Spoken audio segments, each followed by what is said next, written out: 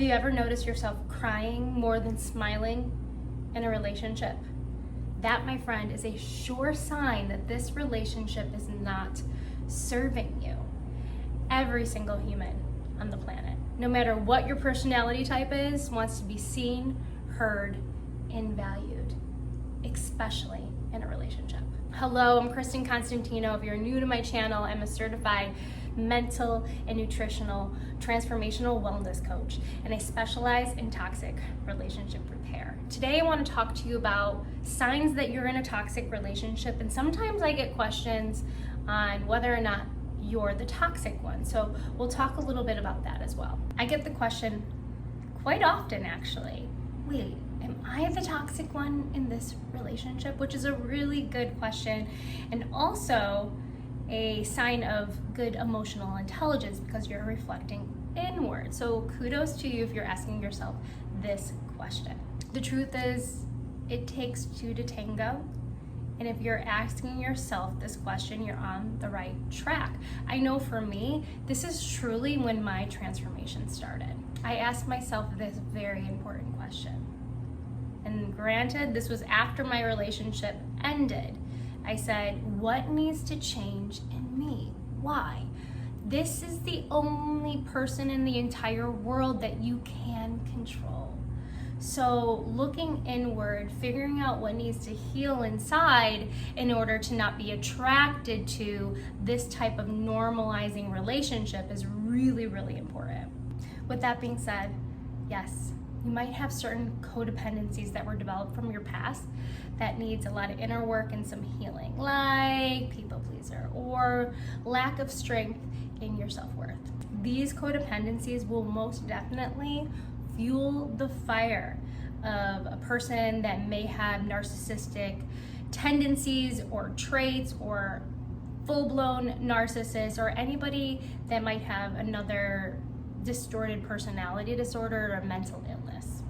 Sign number one, like I said in the beginning, you're crying more than you're smiling. There are no perfect relationships out there, so please don't get me wrong. However, if you're in a relationship that tends to bring out the worst in you and gets you start to thinking down on yourself, that is a very clear sign this relationship is toxic. Sign number two, you can't express your true, authentic feelings and thoughts. Why? Because you're afraid of their reaction. You've seen how they reacted with others, and you know how they react with you when you express that.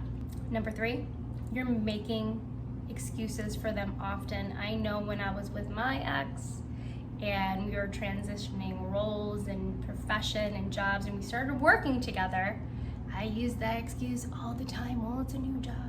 Well, maybe if we didn't work together, things would be better. Sign number four, you have to ask permission to do something. Now, there is healthy relationships where you have a conversation on what you'll be doing. You'll talk it out, say if this makes sense financially, time commitment wise. But there's another issue of saying, am I allowed to do this? There's definitely a difference between the two. 5, you feel like you're constantly walking on eggshells because of the blame shifting, because of projection, and you quite frankly just don't want to deal with the outburst or explosion. So let's do a quick recap. Am I the toxic one? Yes and no. Because of certain codependencies, because of some certain unresolved past traumas that you might not realize yet, this could be putting fuel to the fire of somebody that might not be as emotionally and mentally stable. So that can bring out even more issues into the relationship. What are the 5 signs you're in a toxic relationship? Number 1, you cry more than you smile. 2, you can't be you. 3, you're making excuses for them. 4, you feel controlled. And lastly, you're constantly walking on eggshells. Now you might be saying, Kristen, I get it. This is all great. Why do I stay in these relationships? Why do I have this intense pull with this person and I just cannot seem to let go?